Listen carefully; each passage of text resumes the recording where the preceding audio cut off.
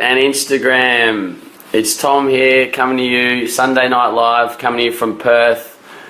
Say hi if you're with us. We've got It's Cricket. Hi, thanks for joining us. Thanks to everyone for tuning in. Say g'day, tell us where you're coming from. Matt, g'day Matty, hello. Vinesh, sup. Charlie Smith, hey. Jack Williams, hi. Thanks guys, thanks for joining us. Ryan Duffield's just joined us, one of our mentors, whack a fast bowler. Thanks for joining us, Duff man. We'll get him on for a chat at some point to talk about fast bowling. We got Pandit from India, Jared from Melbourne, Focus Cricket, Mark, Tommy, thanks for joining us, Mark. Pandit's from India, Paddy. Keno's joined us, our man Keno, he'll be on next Sunday. So I did last Sunday, Keno's going to come on again next Sunday, and we're going to alternate most weeks. We're hoping to be able to bring you some other people as well. We'll be able to do some interviews and involve some of our other mentors as well. We've got Ryan James, our spin bowling mentor. Ryan Duffield is a fast bowling coach and mentor. India, you are best advisor. Sit, really appreciated. Thank you. I think you meant to say sir. So thanks for joining us, guys. We're not really going to talk about any particular topic tonight. Thanks, Nick Shep. Thanks for joining us. How are you, mate? Another young gun, 16-year-old, plays for Eastern Suburbs in Sydney. I've been doing a little bit of coaching with him. We're not talking about anything in particular. We're just going to answer a few questions. We've been getting loads and loads of questions on our social media, and Simon and I do our best to answer as quickly and as much as we can. But that being said, we do miss a few here and there, so I apologise if we haven't got back to you, but we're going to try and answer a few questions on our live feed tonight and try and use these Sunday nights, Sunday Night Lives, as a bit of a catch-up and reflection on the week, answer a few questions, and then maybe chat a bit about what we can work on for the upcoming week. So we got Pandit said, yo, let us know where you're coming from. Start to ask some questions if you want. I've got a few from the week that we'll go through, and then I'll try and get back to your questions as well. Got Juliet Tango, thanks. Nick Shep says, I'm great, Tom, thanks. Jack, do you have any good drills for off-spin bowling accuracy? Good question, let's start with that. So I'm an offie myself, and I'm a batter, but I bowl offies, and my offies have really come on a lot in the last few years, just through changing my mindset around it and taking myself a bit more seriously and making sure I was practicing it properly and practicing it really a lot, and B, just doing the work. So I used to get really nervous before I bowled, because I think deep down I felt like I hadn't bowled enough, or I wasn't sure what was going to happen. So when I went to bowl, I would be quite nervous and I wouldn't bowl at my best. But then when I started to put more work in, more practice, then I started to bowl better. And now I'm pretty confident. I know where they're going. So drills is for an offie. I sort of have never really had too much coaching, apart from Ryan, who has done some work with me. He's a leg spinner, but he knows a lot about spin bowling. So he's just done some things. Something he talks about, not a drill, but something technical, is to spend time on your front foot. And that's true for any spinner. The more time you can spend on your front foot, the more pivot you're going to get, the more shape you're going to get on the ball. TK, thanks for joining us, mate. Hi, Tom. TK is one of our quick bowlers at Melville. So as for drills, what we talked about in the live chat last week is just always have a ball in your hand. Always have a ball in your hand and get the feel of the ball spinning off your finger. Get the feel of your ball, what part of your finger it should be coming off, and get that feel. You don't need to be at the nets. You don't need to be anywhere. You can just spin it up and down in your lounge room, on your couch. So that's a great way to get the feel of the release of the ball. Something else I've done for my bowling, which I know a lot of spinners do. Tanimal Islam says, I love you. Thank you, Tanimal. There we go. So something that I've done is you start at a standing start stationary, and then bowl it and do that for 10 minutes or so, then go to a few steps and then go back to your full run up. But really try and get your action right at the start, and then you can go and progress into your full run up. I said it earlier, but the mindset around being a spinner is huge as well. You've got to set good fields. You've got to be really confident. You've got to know where you know your strengths and your weaknesses. Know what your good balls are. Know what your bad balls are, and set fields accordingly. So I hope that helps, whoever asked that question. Cade, how do I become more mentally tough? Good question. Mental toughness is something that we hear a lot about, and I think a lot of mental toughness comes back to having deep belief in yourself. You've got to believe that you're good enough for any situation, and from that deep belief you can sort of really fight through tough periods. I think people talk about mental toughness when people sort of come back from adversity, or their backs are against the wall. So mental toughness is about sort of staying in the contest as long as you can, and not sort of giving into yourself, I guess. So we've got our sort of inner voice that tells us things at times, and is always there. We've always got this internal dialogue going on. And mental toughness, I think there's a quote from Wayne Bennett, which I've posted on Instagram in the past, former rugby league coach, is about not giving into that voice that's in our head saying that we're not good enough, or saying that we're not going to win the game, or saying that this bloke's going to get me out.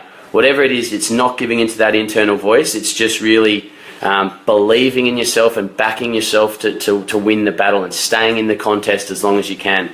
So I hope that helps. That's just a little brief answer on mental toughness. Jax says, "Hi Tom, I was wondering how to build up my pace and core strength to become faster and stay nice and strong in my bowling action." Good question.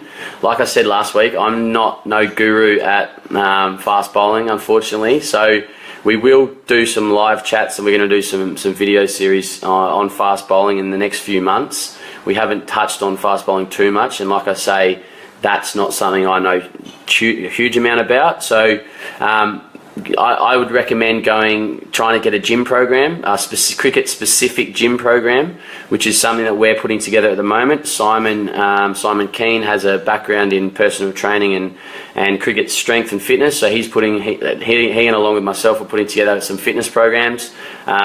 So they'll be available in the next couple of weeks. So I would recommend, if it's not from us, from somewhere, getting a fitness program, cricket-specific exercises that you can do. Some of the program will be, you won't need a gym. A lot of it will be core strength, like you asked for. And then once you've got that sort of core strength, it's all about having control and strength around your glutes, your quads, your abs, all those core, those big muscles that that do the work and create the pace, I guess. So I don't know too much more than that on the pace bowling, but we will be getting some guys in to talk about fast bowling, so I hope that helps. Nathan Flanagan joined, Michael Rowe joined, Andrew Hazard joined. I gave Andrew a shout out last week. He's off to my old club at Eastcote in England in a couple of weeks to play. So Ravin Moore, "Hi, I'm not able to pick the length of the delivery bowled by the bowler quickly. Help." Right, picking the length is tough. But it's just something that happens subconsciously. We don't have time to consciously think about, there's the release, that's where it's looking like it's going to land, move your foot there, but it all happens subconsciously. And the only way we can improve that is through practice. So if you're not picking it up quickly, you've got to do more practice. You've got to hit more balls, and you've got to do it in like a match-like environment. You've got to face bowlers. So I'm really a big believer on doing the basics and doing the basics well. And I do a lot of underarm practice myself and with the guys I work with, but to get better at picking up length, you've got to practice facing bowlers. You've got to get in the nets and just practice and practice and practice. And it's a subconscious thing. You want to train that subconscious mind, train your instincts so that they can just take over, and it's not a conscious thought about what line or what length it's going to be. And I've written an article about this. The way to play, when we play our best, is when we're really clear-minded and we're just trusting our instincts. We're not giving our attention or our energy to all the thoughts that often clutter our mind. So if you're struggling to pick up length, or you feel like you're moving late, or you're really sort of feeling rushed, then you've got to really try and have a clear mind, really try and take a few deep breaths, which helps clearing your mind, have a clear mind, and then just trust your instincts. You've got to just give over to your instincts, trust your instincts to take over and pick up the length of the ball. Matt Solsberg's joined. Solsy, thanks for joining us. Nick Nisbet, my man, Muffin, thank you for joining us. Great man. We got another question on Instagram. Tom Robbo. Hi, Tom. I have a slight dilemma. Some coaches that I have think that I'm a top order batsman and I don't bowl. Others think I'm an opening bowler and not a batsman. I'm better at bowling but love batting. Good question. I suppose I think you can look at that. Luke Towers. Lukey, thanks for joining us. One of my Melville teammates, great cricketer, played a bit of cricket for WA. Thanks for joining us, Lukey. We might get him on for a chat one day. Bruce Bussanets, thanks for joining us, Bruce. Hope a few of the Gosnells boys are tuning in as well. I think that's a good thing, Tom, is if people are seeing you as a batsman at one place and a bowler at another place, you're obviously good at both. So I think you need to become clear in your mind about what you want to do and really work hard at doing both of them well. And unfortunately, the old saying is you can only control the controllables.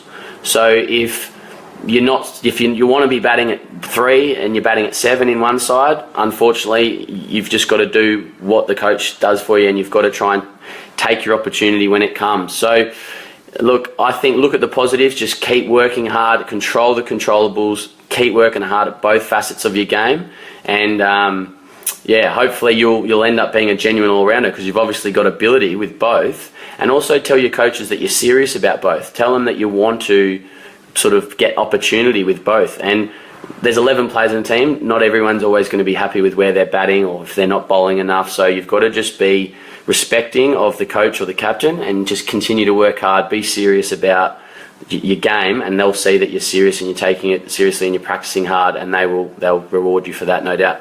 Luke Roberts has joined. Lukey, hope you're feeling all right today, mate. Peter Ford. Hi, Tom. Thanks for these live sessions. If concentration... I've just got to click see more. If concentration is their mental ability to focus on what is important and to let go of everything else, what are some ideas of how we can help cricketers to recognise when their focus is waning? When they do recognise this, how best can they regain concentration? Brilliant question. So something that I am a massive believer in, Simon is too, and something that we really try and teach the players we work with is about getting our concentration into the present moment. So our bodies are always in the present moment. They can't be in the past or the future. They're always in the present moment. But our minds can be thinking about what has already happened, or they can be thinking about what could happen, and they're often not in the present moment. So when our minds are in the present moment, we sort of have far less thoughts, and sometimes we sort of just float around and don't have any thoughts almost, and that sort of lines our mind and body up, and that's when we play at our best. So I think it's difficult because sometimes you do need to be thinking. If you're in a one-day game and there's a run rate to sort of keep up with or whatever, you do need to have some sort of thoughts and be a bit sort of aware. But something that works really well for me is concentrating on my breathing. So I want to make sure that my pre-ball routine is really sound, and I try and do the same thing every single ball. And then I want to take a deep breath as I'm in my stance. And people talk about switching on, but I'm going to write an article about to switch on or switch off. And I think when I'm facing up, I'm almost trying to switch off. I want to switch off all the thoughts and all the sort of dialogue in my mind, so that I can just let my body just flow, and I can just react to the ball. So I think a brilliant skill and a really easy skill that's not utilised enough is just focusing our attention on our breathing. Just taking a deep breath, really trying to feel it in our chest or in our nose, in our lungs, and then really just trying to... I use cue words as well. I say to myself, game on, win this ball. Game on, win this ball. So I'm trying to that's all I want to think about is winning that contest. I don't want to be worrying about what's happened last ball, whether I've hit a 4, whether I've played miss, whether I've been dropped, whatever. And there's no point worrying about who's bowling the next over, what else is happening. I just want to be as focused as I can. So So back to your question, Peter, when they do recognise this, how best can they regain concentration? So I would say focus on your breathing. It's probably harder to recognise you're doing it, and often you only recognise it after you're out, and that's the frustrating thing and the difficult thing about batting. I think bowlers might argue, but bowling I think is a bit easier in that sense that you get another chance most of the time. In batting, you might sort of your mind might sort of go elsewhere, might go into the past or the present, or you might be on 20 and you're thinking about getting a 50, and all of a sudden you're out and you don't have that opportunity to recognise it and bring yourself back.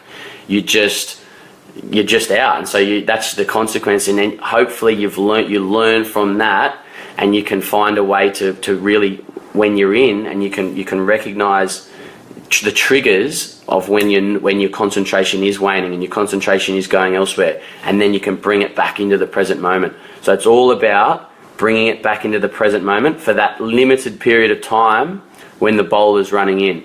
You don't need to be in the moment or whatever in between balls. You can really just relax. You can think about what you're having for dinner. You can think about the run rate, whatever. But that's when the bowler's running in. You really want to narrow that focus and just be in the present moment. So Peter, I hope that helps. We can go into a bit more detail on that if you want me to.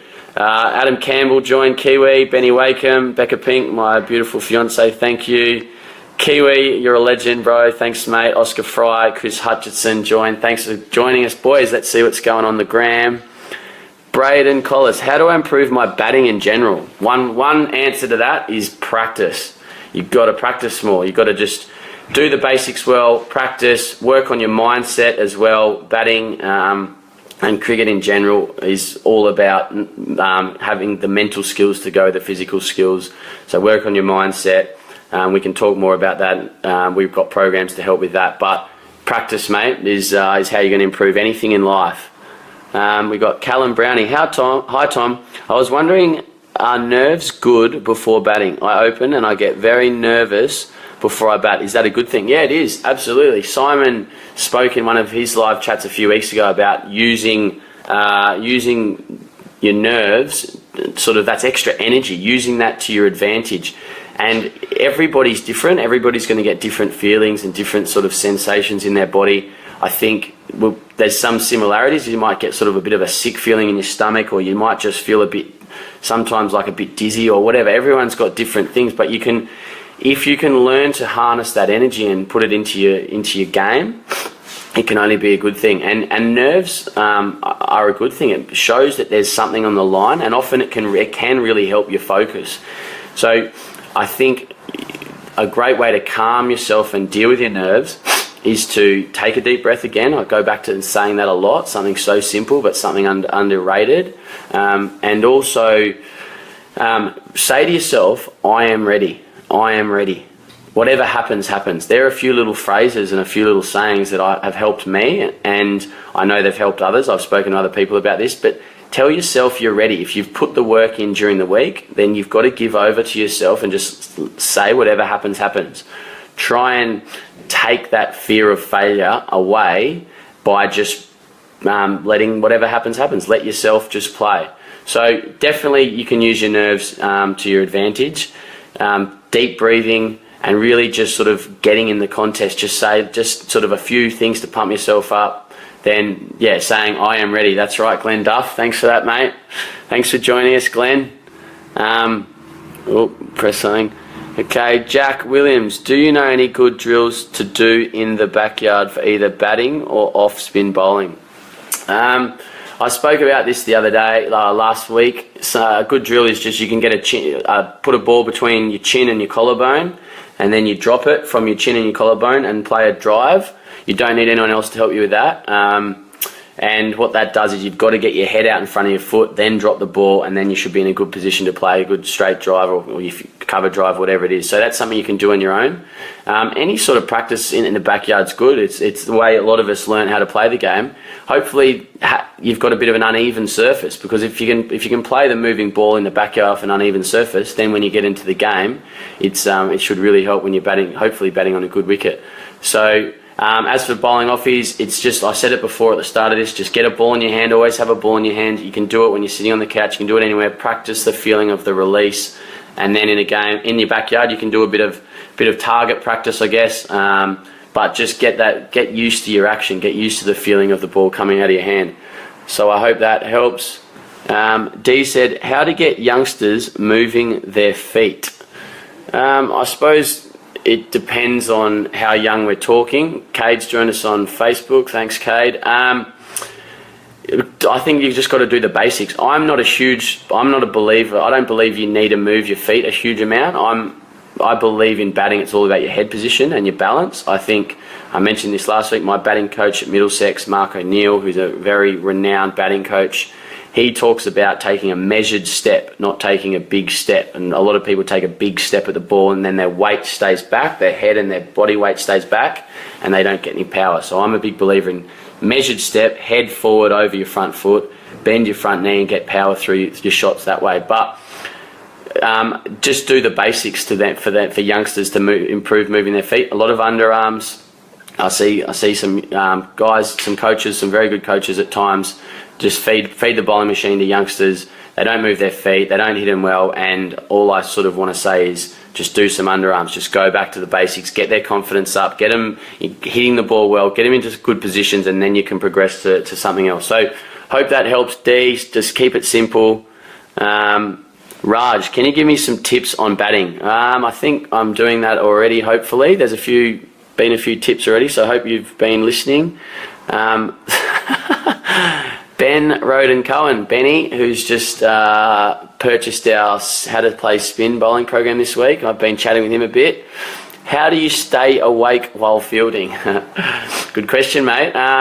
You got to learn to enjoy it. You got to learn to love it. If you don't enjoy it, then you're going to struggle to play cricket for a long time, because we spend more time fielding than with anything else. Reese Price has joined. Thanks for joining us, Reese. And Jerry Mills has joined. Jezza, my man, thanks for joining us on his honeymoon. Hope you're having a great time, Jez. So, Benny, you've got to learn to enjoy it. And maybe you're not fielding in the right positions. Maybe you might need to change it up a bit. But you've got to learn to enjoy it. If you enjoy fielding, then cricket is a much more exciting game. You've got to enjoy being on the field with your mates. It is that enjoyment of being on the field with your mates is a really great thing to look forward to each week. So start enjoying fielding, mate. Got a question on Facebook from Glenn Duffield. Rather face Liam or Ryan Duffield in the nets? Good question, Glenn. I think I'd rather face Liam. He's my bunny. I am his bunny at times, though, but I think I'd rather face Liam. Okay, Jared Jackson. Tom, I need help picking up a ball I should be playing and leaving.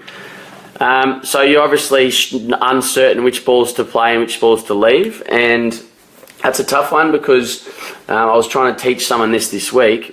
Our stumps are obviously behind us, and so we're always looking forward with the ball coming at us in that direction. We don't actually know where our stumps are. We can't see where our stumps are. So you've just got to, through some conscious practice, you've got to start becoming aware of where your off stump is and where you are in relation to your stumps.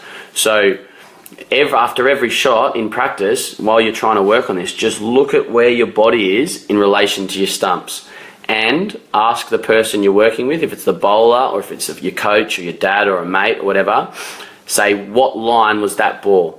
And then if they should be able to say it was third stump, they should say it was off stump, fourth stump, fifth stump, sixth stump, and you can start to make a bit of a mental database of where the ball's landing on the wicket and where it's going to be passing past the wicket, where it's going to be hitting. And if you're playing at balls and you're finding out that it's sixth stump, then you can start to say to yourself, okay, a ball that lands there, I know I can leave.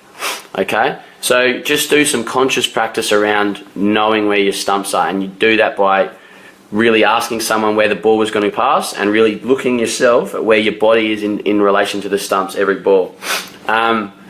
Fraser Hay joined us. Fraser, hope all is well in the UK. Fraser's one of our boys at Melbourne who's gone off to play in England with Hampshire. He's got a huge future ahead of him.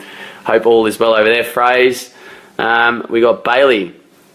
Thanks for joining us, Bailey. He asked us a question earlier this week, which I said I'd answer, so I've got it written down here.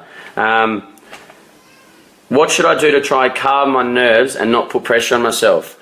Great question, and I said at the start of this, sorry we haven't got back to you, Bailey. We do try and get back to people as much as we can, but Bailey's been picked for the country Victoria under 15s or 16s side, so well done, Bailey. And on that note, one of the guys that I've been chatting with and doing a bit of coaching with, Yash has just been picked in the Australian under 16 side after the schoolboys championship. So well done to Yash. That's a huge effort.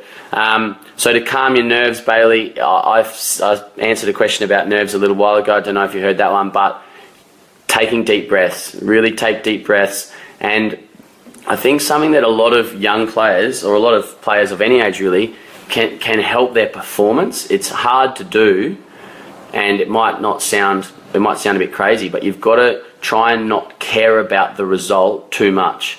If you care too much, you try too hard, then you become quite tense and it suffocates you. So you've got to take pressure off yourself.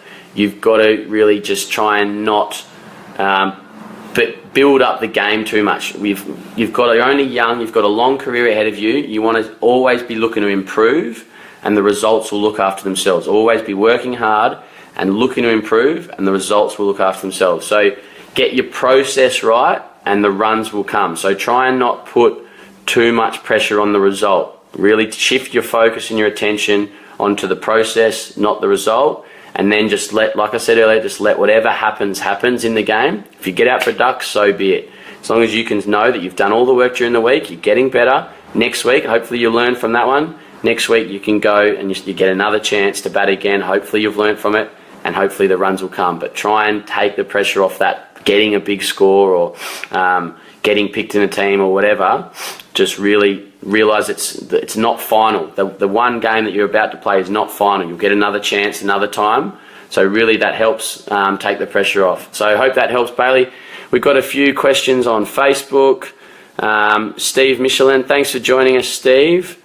Steve is the father of James, who's a 14-year-old leg spinner from Hertfordshire in the UK. He's a talented young all-rounder, and he's getting mentored by Ryan James via Skype and FaceTime and videos that they send back and forth. So that's really going beautifully, and if anyone else is interested in some sort of coaching calls like that, we can certainly do that. Get in contact with us. So Steve said, "Hi mate, James is doing a drill at the moment to help his foot movement. Before a delivery is bowled, he picks a particular section of the net to aim at. Whatever the delivery is, he has to move his feet to hit it where he intends. Works well." Yeah, great drill. And that's similar to a drill that we've taught in our How to Play Spin Masterclass, which is available at the moment. Details for that are on our website. So what Steve's talking about there is it's about manipulating your body and manipulating your bat swing to hit the ball into a certain area. So it'd be an imaginary gap. So it would be, you might say to yourself, all right, I want to hit this ball through cover point. And so wherever the bowler bowls it, you've got to try and manipulate your body into a position that allows your bat swing to hit the ball into that gap. So Steve, thanks for that. That's a great drill that we've just shared with everyone else. So those sort of things are great ways to mix up your practice. You're not just always doing the same thing over and over. And they're really good for sort of shorter format cricket, 1 day and 2020 cricket, where you want to be trying to score off as many balls as possible. Longer format cricket, you might not need to do that. You can be a bit more patient, but that's a really good drill to expand your shot selection as well and your repertoire. Right, Peter Ford's mentioned again. Thanks for joining us, Peter. He's very active on these chats, so really appreciate you being with us, Peter. You mentioned earlier about the fear of failure. I think most people have heard you learn from your mistakes. Intellectually, we all probably understand this, but emotionally, most don't get it. Most are concerned about failing, losing, embarrassing themselves, etc. Any ideas on how to convince the player that failure... I can't see the rest of the message. And we got Nathan Drummond joined us. Drummo, thanks very much, mate. He was a good young cricketer. I played a lot of junior cricket in the Northern Territory with him, and he said play straight, boys. So that's some great advice from Drummo. Braden Muleman's joined. Thanks for joining us, Braid. Justin Muleman has joined. Thanks, Juzzo. How do I keep my hair neat when I put my helmet on? I don't think you need to worry about that one, Juzzo. So thanks for joining us. Brendan Piggott, thanks for joining us. Another young gun in our programs who's doing our spin program at the moment. So fear of failure, I'll just go back to that question. I couldn't see the bottom of it, but any ideas how to convince the player that failure, I don't know what the rest of the question is, it's not showing up, losing, embarrassing themselves. Yeah, I think it's just about remembering that each game isn't final. I think everyone wants to have the results right now. Everyone wants to score big runs, take big wickets right now. But I think if I wish I could tell my younger self to just concentrate on the process, concentrate on getting better, hitting lots of balls, working on my mindset, and really focus on getting better, not on the results. And then failure is not final. Failure, you do learn from your mistakes and from failure. So you really want to sort of analyse your game and work out where you're going well and where you're not. Try and understand your game. Try and really work out what you're good at and work out what you're not good at, and then go away and practice it. And then failure is part of the game, and we're gonna fail more often than we succeed. It's a bloody tough game, and you just got to become used to and understand that it is okay to fail. It doesn't define you, and it does build some resilience. And when things are going well, everything can seem easy.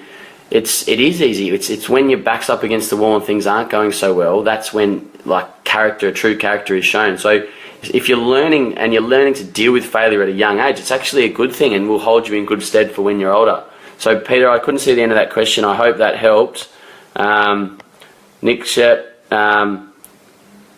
Jack's joined us. Jack, hope you're well, mate. He's a legend. He's doing some work with him at the moment. He's in our peak performance program. Glenn Duff, best sledge you ever gave. Tommy, does it work? Look, I don't like to sledge too much. I think it just comes back to bite you on the ass. I couldn't tell you my best sledge. I've given a little bit out at times, but I don't recommend sledging. You do it to try and put the player off, but yeah, I'm not a huge fan of it. I'd rather just concentrate on what I'm doing, not worry about anyone else. It does work to an extent. I've seen people get out after being sledged, and I've got out myself at times after it. So it can work, but not for me really. Trent Reed, thanks for joining us. Yeah, okay, the other guys were finishing off the question. What do we got going on Instagram? I don't know how we're going for time, but 6:32. We'll go for another 10 minutes or so. Hope you're all going well, guys. How do I feel comfortable facing quicker bowlers? You just got to get used to it. And something that we've spoken about in one of our, I think it was Mindset Monday videos, was you've got to become comfortable being uncomfortable. So that might not make sense straight away, but you've got to get used to that uncomfortable feeling, and you've got to learn to deal with it. And you can practice. You've got to put yourself out of your comfort zone in your practice sessions. You've got to sort of train so it's harder, or try and make your practice and your training harder than a game, so that when you come to a game, everything feels a bit easier. You're going to have more. There will be more pressure on. There'll be more external things going on. They'll fear of failure. All those sort of things will be there, but your actual skills-wise, you want to try and have that a bit easier than your practice. So really challenge yourself at training to really get yourself out of your comfort zone.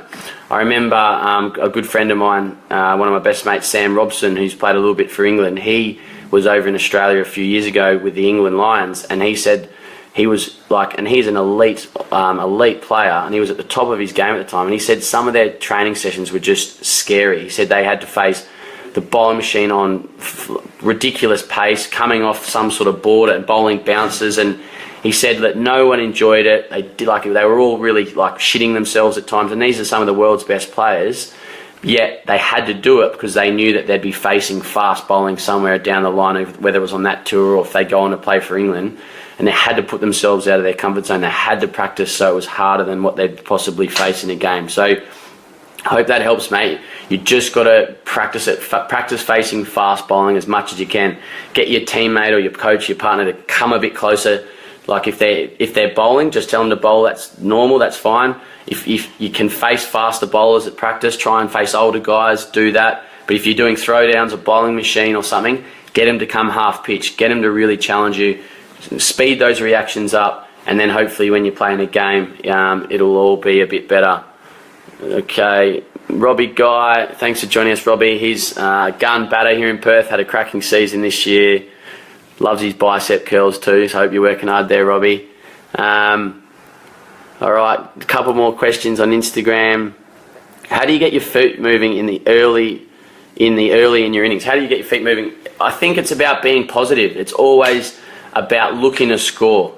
So I think your feet don't move when you're sort of tense and you're a bit worried and you've got that fear of failure, fear of getting out, or you don't want to make a mistake. You've got to be positive. You've got to always look to score. So your feet will move when you're looking to score. You're really wanting the ball in a certain area.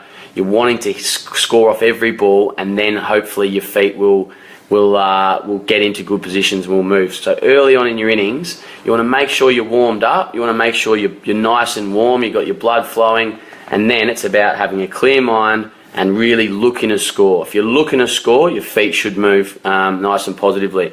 Briggsy, thanks for joining us. Tom Briggs, another gun cricketer back in the day, one of Darwin's great cricketers and good blokes. Hope you're well, Briggsy. What else have we got here on the Instagram? Could you tell me, as a batsman, how do you negotiate the ball that's pitched in the 4th and 5th stump line and on the good length or short of a good length? Well, everyone's different, and everyone's size is different. If you're bigger, you might get a bit closer to the ball. If you're smaller, it might be a bit harder, but you've just got to become comfortable of where you're at and what your game is. Some people might drive that line and length. Some people might go forward, some people might go back. So everybody's different. You look at Steve Smith bat, and he hits balls off 5th stump through mid-wicket at times. So I don't think there's a one-size-fits-all answer to this or to anyone's game. Everybody's different. You've got to work out what's best for you, and you've got to really become positive and clear around that game plan. If your game plan is to leave it, then you've just got to become clear about it. 4th and 5th stump, leaving really well, knowing your off stump, where your off stump is. Your game plan might be to defend it, but you've got to be really tight and solid in your defence. You've got to, and then if they over pitch a bit, then you might be driving that. But you've got to become really clear in your own mind what your plan is to that ball. And something that I talk about a lot with the players I work with is knowing your game. I think kids that practice hard, they get to a certain point and their game's really good. They hit the ball well.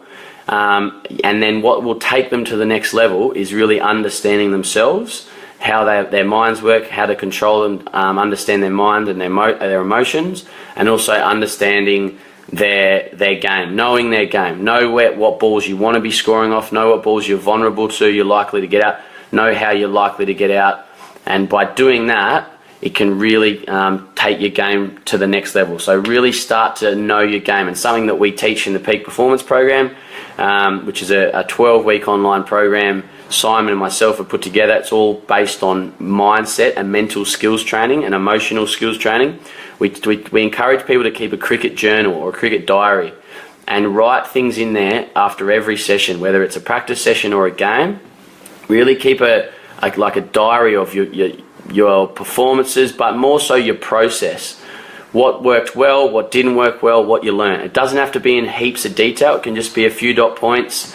You can write word for word. You can do whatever you want if whatever works for you. But it's another great way of learning, is just trying to really become aware of who you are as a person and who you are as a player. You might say, I didn't drive well today because my head kept falling over. You might say, I took a smaller step on leg stump and I was able to get power through mid-wicket. And then next time you go to the nets, you can have a quick look at that and say, I've got to take a smaller step on leg stump so I can get my head forward. And you can really remind yourself. And if you, after a game, especially if you've done well, you can look back and say, what did I do that day when I scored 100? What did I do that day when I scored 50? And you can look back and say, I was really calm. I really believed in myself. I hit the spinner over the top early because I was confident. And you can really try and go back to what's working, because we often forget what's working. So we recommend, and I really advise you keep a cricket journal, cricket diary to learn and understand your game and yourself. David Goodchild has joined. G-Man, hope you're well. G is a fantastic coach himself in the UK and someone I played cricket with for many years at Eastcote.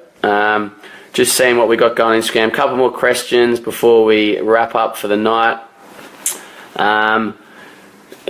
Jack, do you have any good drill or batting or off spin in the backyard? I've already answered that one. How to swing the ball both sides? I don't bowl fast, unfortunately, so I can't help you there. Good Child's a swing bowler. He could probably help you with that one. I do have a question we had before the chat started from someone saying how to not get bowled by in-swingers.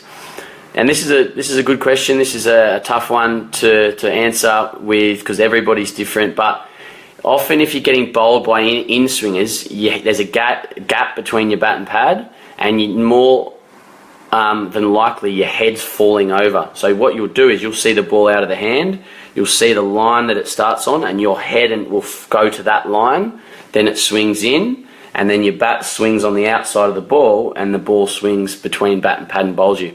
So when you're facing swing bowling, you've really got to stay still for longer.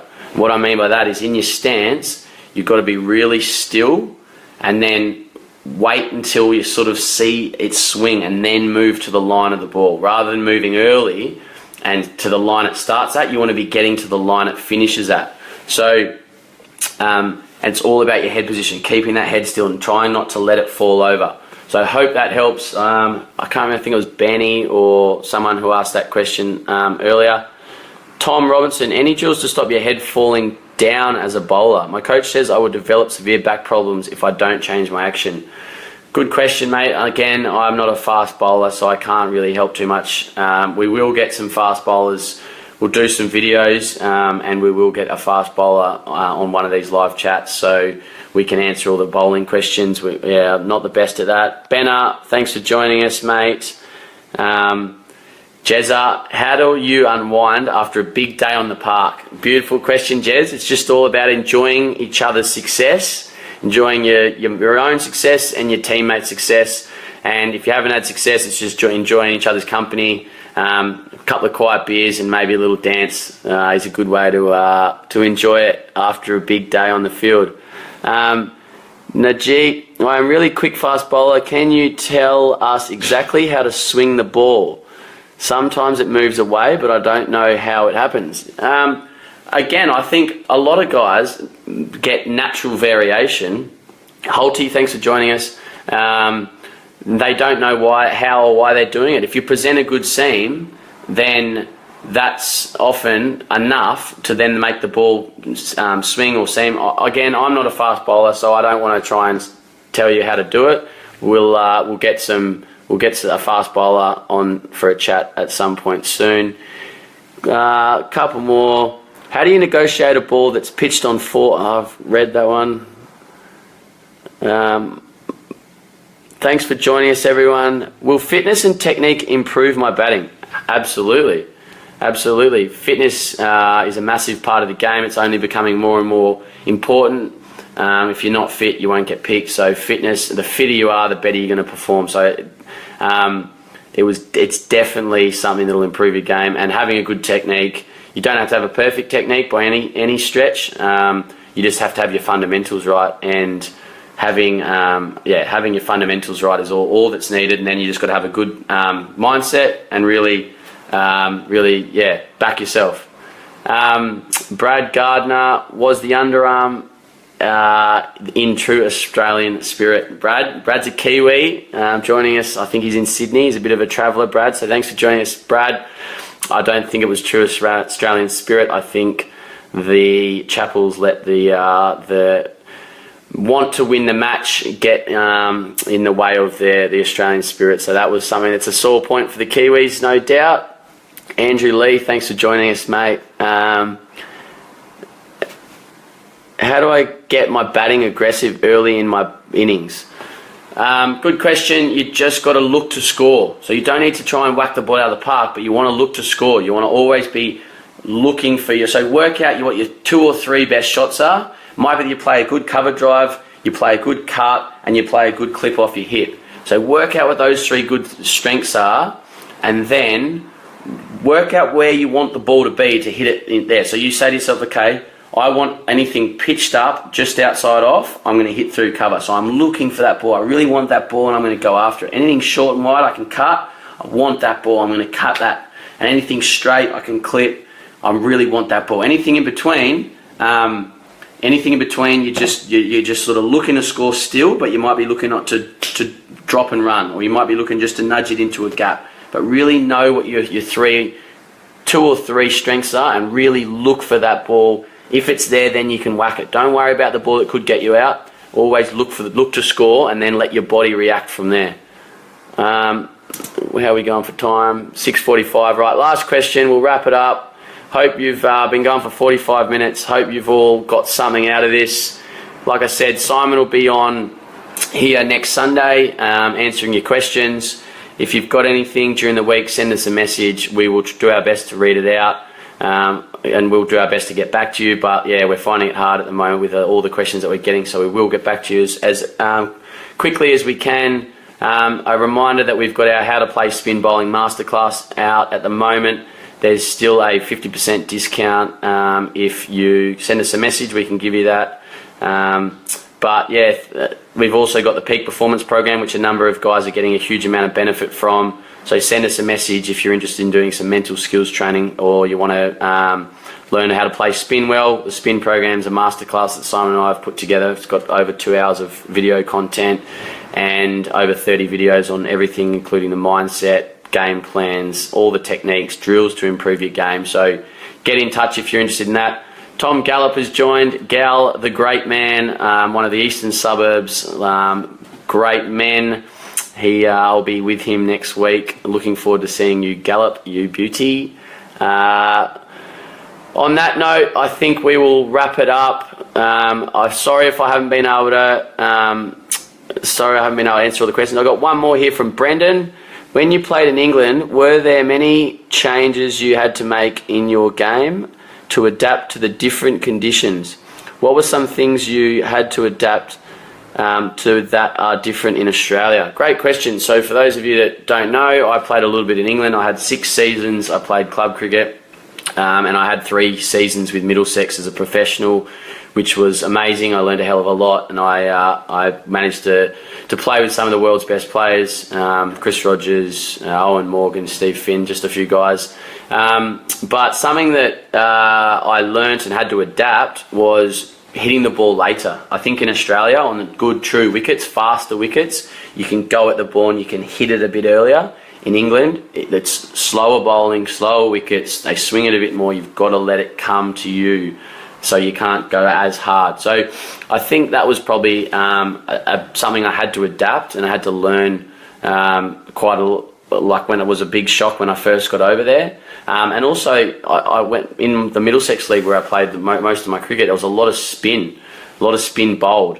So I had to adapt and learn how to play spin well. And I think spending 6 seasons in England really helped myself learn how to play spin well. And we've come up against all types of spinners. Left arm spin, leggies, offies, you name it. So I think they're the few things that come to mind. You have to learn, something you have to adapt to is learn to play in the cold, learn to play when the conditions aren't favourable. Here in Australia it might be a bit drizzly and we just walk off or whatever. In the UK you play through it and you've just got to get used to it. You play in the freezing cold, you've got to get used to that. And I guess playing the swinging ball, it swings a bit more over there. So I had to adjust and learn how to play the swinging ball well. So right guys, that'll do us tonight. Sunday Night Live, I'm Tom Scollay. Thanks very much for joining us. Send us a message, leave a review if you can. I hope you've got some value out of this. If you're interested in doing some work with us, if you want, we've got our online programs that we've mentioned. We can do some one-to-one coaching. So send us a message if you're interested in any of that. We work with players from all around the world. So don't be afraid to get in contact if you want to become your best. We can help you do it. We've been there, and we're really keen and passionate to help young guys really become the best they can be and learn from our journeys and really help young guys achieve what they want to achieve in the game. Tara, thanks for joining us just in time as we're saying goodbye. Thanks very much, guys. We'll leave it there, and we'll chat to you again soon.